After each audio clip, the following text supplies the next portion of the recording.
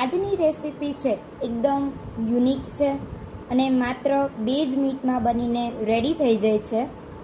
આ છે પાપડ બાસ્કેટ ચાટ, જે તમે તમારા ઘરે કોઈ ગેસ્ટ આવ્યા હોય ત્યારે, અથવા તો તમને 4-5 વાગે ભૂખ લાગી હોય અને તમારે ફટાફટ જો કંઈ ખાવું હોય ત્યારે તમે બનાવી શકો છો.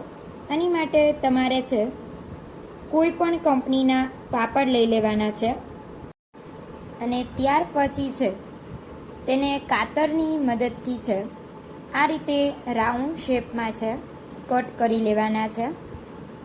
અહીંયા મેં જે લિજ્જતના પાપડ આવે છે ડબલ મરીવાળા એ લીધા છે. તમે કોઈ પણ બીજા પાપડ છે અડદના હોય એ લઈ શકો છો. અહીંયા મેં અડદના પાપડ આવે છે એ જ લીધા છે. આપણે છે આ પાપડની મદદથી છે બાસ્કેટ તૈયાર કરવાનું છે. તો આ રીતે છે તમારે રાઉન્ડ શેપમાં છે પાપડને કટ કરી લેવાનો છે. તમારે જેટલા પણ પાપડ ખાવા હોય એ બધા જ પાપડને છે આ રીતે રાઉન્ડ શેપમાં છે કટ કરી લેવાના છે.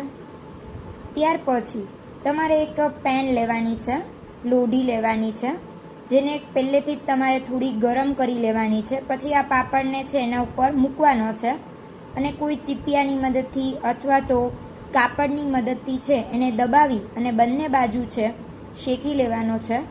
તમારે એ વાતનું ખાસ ધ્યાન રાખવાનું છે કે લોઢી છે એ થોડી જાડી જ હોય. બહુ પતલી લોઢી હશે તો તમારો પાપડ છે બળી જશે.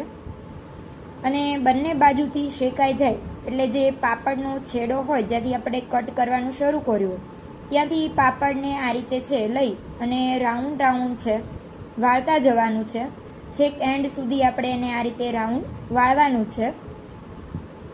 તો તમારું બાસ્કેટ છે તમે જોઈ શકો છો સરસ મજાનું બનીને રેડી થઈ ગયું છે.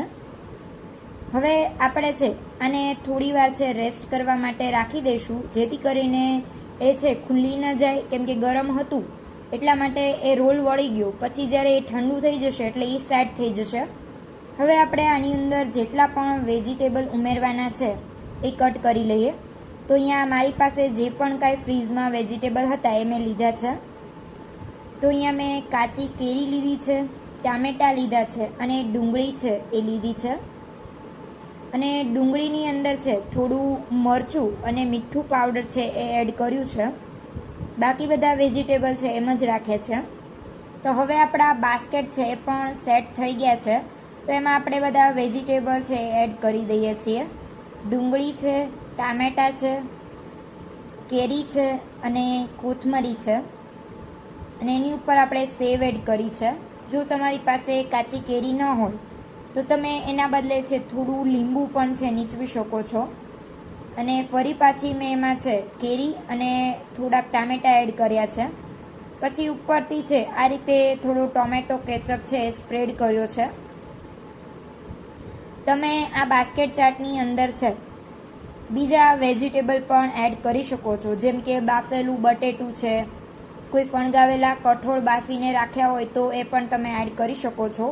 પણ અત્યારે મેં ફટાફટમાં બનાવી છે એટલા માટે મારા ઘરમાં જેટલા પણ વેજીટેબલ હતા એનો મેં યુઝ કર્યો છે.